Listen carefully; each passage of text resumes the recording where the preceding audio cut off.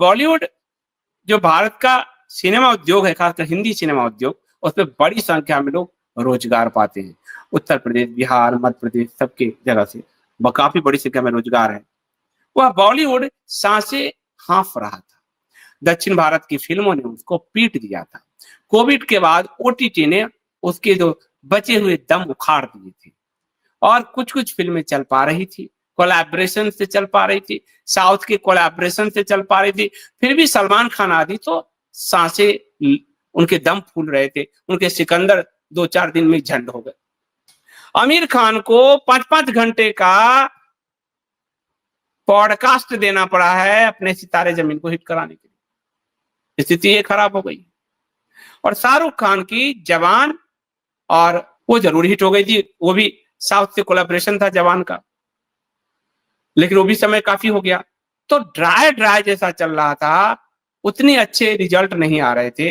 और कोविड के बाद एक फिल्म का लार्जर देन लाइफ का एक एक्शन फिल्मों का दौर शुरू हो गया, तो लव स्टोरी खत्म हो रही थी।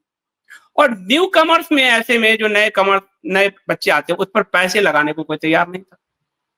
लेकिन एक फिल्म ने आकर सब कुछ बदल दिया। ये फिल्म का नाम है सैयारा। सैयारा एक अरबी भाषा का शब्द है और सैयारा का मतलब है दूर चमकता कोई सितारा, यानी ऐसा सितारा जो पा नहीं सकते, जो दूर ही दूर हटता जाता है। और ये जो सैयारा है, उसने सिर्फ पहले दिन 22 करोड़ की कमाई करके चौंका दिया इंडस्ट्री को। दूसरे दिन फिर उसने 26 करोड़ की कमाई किया, तीसरे दिन 35 करोड़ की कमाई किया। रविवार था। सोमवार को डेड माना जाता है फिल्मों के लिए, कि सोमवार असली टेस्ट है, कि शुक्रवार, शनिवार, रविवार छुट्टी का दिन की था। और सोमवार को फिर 22 करोड़ की इनकम, यानी 4-5 दिनों में 100 करोड़ कमाया उसने। पर बात 100 करोड़ क्लब की नहीं है। बात है कि सिनेमा हॉल के अंदर से जो वीडियोज और फोटोग्राफ्स आ रहे थे, वो बड़ा चौंकाने वाला था।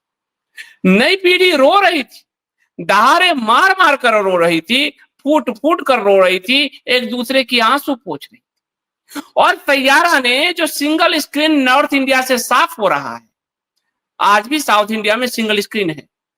बिहार से खबर आई, मधुबनी से, दरभंगा से, कि सैयारा वहां पर 90% तक कलेक्शन कर रही है सिंगल स्क्रीन में। इस साल की जो सबसे बड़ी फिल्म थी छावा, जो करीब 600 करोड़ कमाई है, और उस सबके साथ तो एक इमोशन था, हम सबका इमोशन था, क्योंकि छावा शिवाजी महाराज के पुत्र संभाजी महाराज पर था। छावा के बाद ये फिल्म आई है जिसने सिंगल स्क्रीन, जो मर रहा था, हमारे समस्तीपुर शहर में एक सिनेमा हॉल, सबसे नया सिनेमा हॉल था, वो आज दम तोड़ चुका, बंद हो चुका।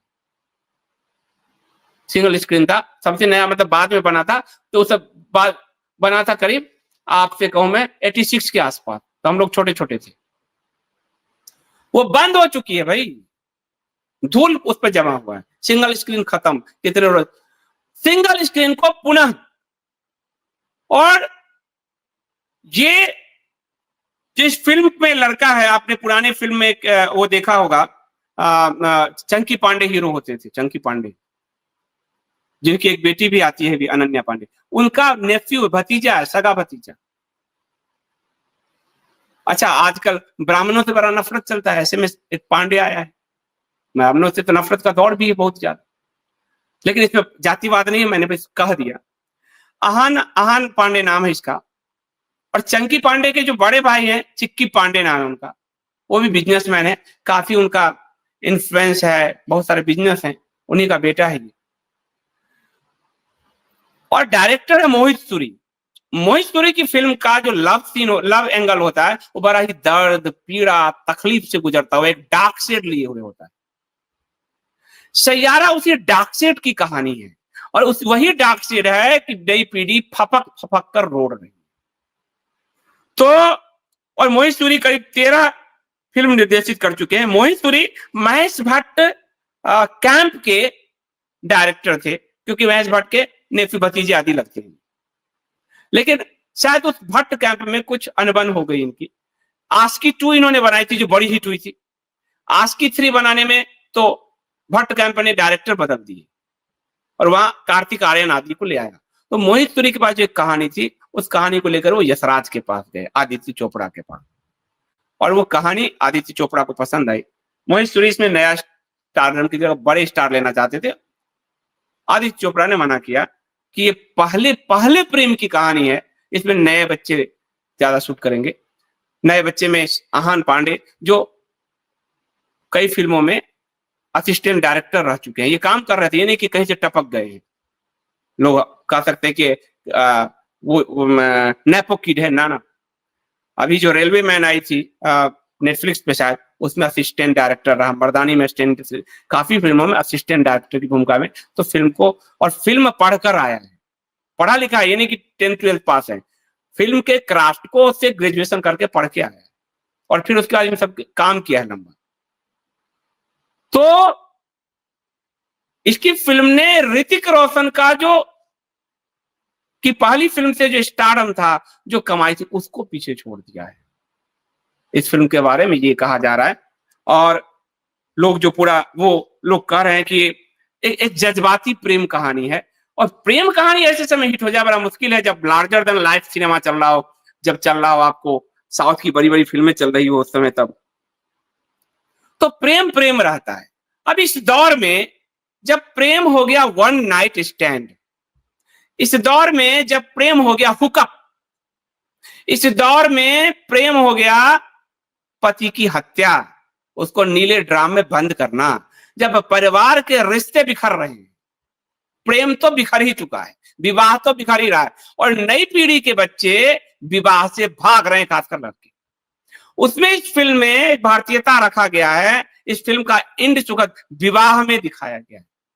कोमल नाहटा को मैं सुन रहा था, तो मैंने तो फिल्म देखी नहीं है, तो कह रहे थे भारतीयता को इस फिल्म ने नहीं छोड़ा है, ये एक बहुत बड़ी बात है, उसको पकड़े रखा, और जिसके कारण, और इस फिल्म में जो पीड़ा है, उदासी है, म्यूजिक बहुत पॉपुलर हो रहा है, और कोई भी लव स्टोरी बिना म्यूजिक के नहीं चलती, म्यूजिक बहुत पॉपुलर हो रहा है यूथ में, जिसके कारण तो ऐसा लोगों को लगा कि एक वास्तविक प्रेम कहानी हम लोगों के बीच आ गई। हालांकि ये वास्तविक प्रेम कहानी नहीं है।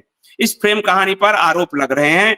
2024 का कोरिया की फिल्म थी ए मोमेंट टू रिमेंबर, उसकी सीन बाय सीन कॉपी की गई, ये आरोप, और कुछ वीडियोज डाले गए। मैंने नहीं देखा, दोनों फिल्म नहीं देखी, तो मुझे नहीं पता, मैं मीडिया रिपोर्ट के आधार पर कह रहा हूं। लेकिन कोरियाई सिनेमा को भी भारतीय परिवेश में ले आना, जैसे विशाल भारद्वाज शेक्सपियर के नाटकों को भारतीय परिवेश में ले आते थे, भारतीय परिवेश में लाकर और उसको फिल्माना, ये बहुत बड़ी बात है। और वो एक जिसको कहते हैं कि एक बज क्रिएट कर दिया इस फिल्म में। नाम भी हमने कल ही सुना इस फिल्म का, मुझे भी नाम नहीं पता था, जबकि 3-4 दिन सोमवार तक बिजनेस कर चुकी है। जब चारों तरफ इंटरनेट पर आग लगा देखा, लोग रो रहे हैं, फूट रहे हैं, तो लगा ही क्या है भाई, देखा, मतलब इस पे बात तो की जाए, क्योंकि as a journalist news angle तो है इसमें। इतना है कि ब्लास्ट किया और मरते हुए बॉलीवुड को जिंदा किया है न्यू कमर्स ने आके। कहते हैं अजय देवगन की जो सन ऑफ सरदार 2 है, उसकी रिलीजिंग डेट, उसके शायद रिलीज डेट को टाला गया है। वार 2 का जो दूसरा ट्रेलर आने वाला है, उस ट्रेलर का जो वीडियो आने वाला है, उस ट्रेलर को टाल दिया गया है। यानी बड़े स्टार तक भाग रहे हैं। ये फिल्म एक तूफान की तरह कमाई कर रही है, तूफान की तरह से यूथ जुड़ रही है। और मधुबनी से मैंने पढ़ा है, मधुबनी तक में उस CB सेंटर में सिंगल स्क्रीन भरा हुआ है, ये हो रही है। तो आहान स्टारडम, और इसके मार्केटिंग पर आप देखिए कितना बड़ा काम किया गया, सीखने का काम है। ऐसे तरह में जब आमिर खान भाग रहे हैं सब जगह, हर किसी को पॉडकास्ट दिए जा रहे हैं। आज अजय देवगन हर कहीं पॉडकास्ट दिए जा रहे हैं 1 अगस्त को उनकी सन ऑफ सरदार के लिए।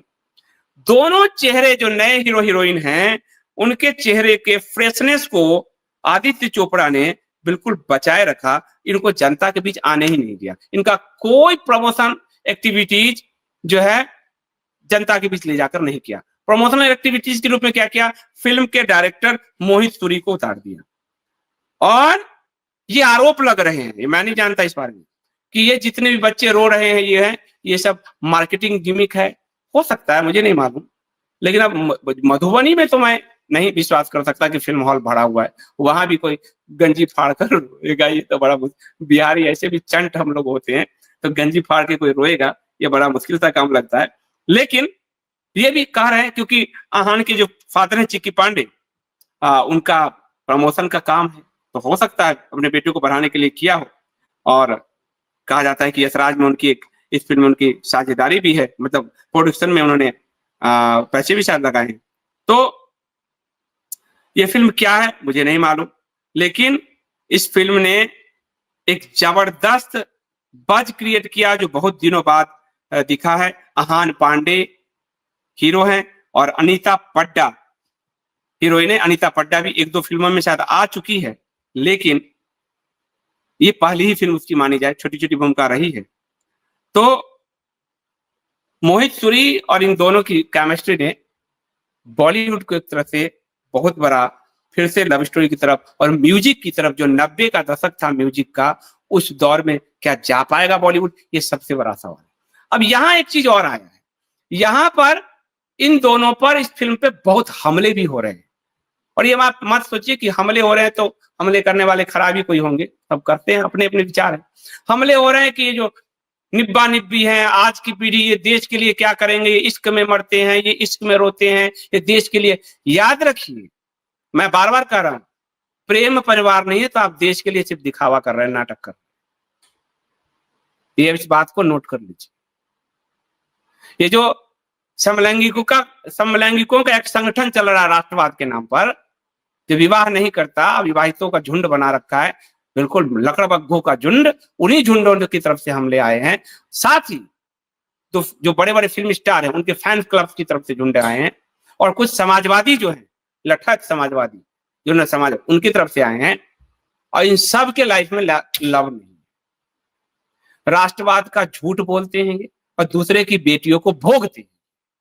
ये वन नाइट स्टैंड वाले हैं ये लोग, अपनी बीवियों के भी नहीं हुए और दूसरे के बच्चों के साथ। आज आपको एक खबर मैं दे ही देता हूं, लेकिन फिर वो पार्टी का नाम खुल जाएगा, छोड़ दीजिए, हटाइए। एक पार्टी के लौंडे को, ये शब्द कहूंगा, बेटे को वकील बनाया गया जिस पर लड़की के साथ गलत का आरोप है। तो जो लोग नहीं समझ पाते वो ऐसे लठैती करेंगे, क्योंकि उनको रात दिन अभी चाहिए हिंदू मुस्लिम, मोदी मोदी, राहुल राहुल। पक चुका है 11 साल में, देश पक रहा है, दिमाग उबल रहा है उसका। इसलिए जहां कुछ फ्रेश मिलेगा वो फ्रेश लेगा। फ्रेश एयर की जरूरत है, ऑक्सीजन की जरूरत है। दम घोटू माहौल क्रिएट कर दिया है। आज एक एक घर में झगड़े हो रहे हैं, पति पत्नी में झगड़े हो रहे हैं, पड़ोस में झगड़े हो रहे हैं, पूरे देश के माहौल को प्रदूषित दूषित कर दिया, जहरीला बना नफरतवादी। इसलिए जो लोग गाली दे रहे हैं वो उनका भी अपना पक्ष है, लेकिन गाली भी प्रमोशन का ही काम करेगी। इनडायरेक्टली गाली वाले भी कहीं प्रमोशन एक्टिविटी वाले ना हो। ये फिल्म क्या है, लेकिन बॉलीवुड को नए कलाकारों ने, इसलिए बॉलीवुड के 50 के पार वाले ही जो हीरो हैं अपने अहंकार को छोड़े, ये खानवान जितने हैं, तुम्हें बचाने के लिए नए बच्चे आ रहे हैं। नए बच्चों को तुम लोग यूपी बिहार जहां से चाहे मौका दीजिए, आप उनको फिल्म में जो है सही भूमिका दीजिए, और अब दादा नाना की भूमिका करो। तुम लोग हीरो में जच नहीं रहे हो, साउथ वाला ग्लैमर नहीं है तुम्हारा, प्रोटीन खा खा के खराब सा शरीर लगता है। नए बच्चों को अवसर मिलना चाहिए। कार्तिक आर्यन है, एक सुशांत सिंह राजपूत को मार ही दिया इन लोगों ने सबने। तो ऐसे में आहान पांडे एक नई उम्मीद बनकर दिख रहे हैं, लेकिन कहीं वो वन फिल्म वंडर ना हो जाए, क्योंकि सलमान खान के साथ ये हो चुका है मैंने प्यार किया के बाद, कुमार गौरव के साथ हो चुका है लव स्टोरी के बाद, बहुतों के साथ हो चुका है, ऋतिक रोशन के साथ हो चुका है कहो ना प्यार है के बाद फ्लॉप। तो वन फिल्म वंडर ना हो जाए, ये भी सोचने वाली बात है। तो आज के लिए इतना ही, बहुत बहुत धन्यवाद।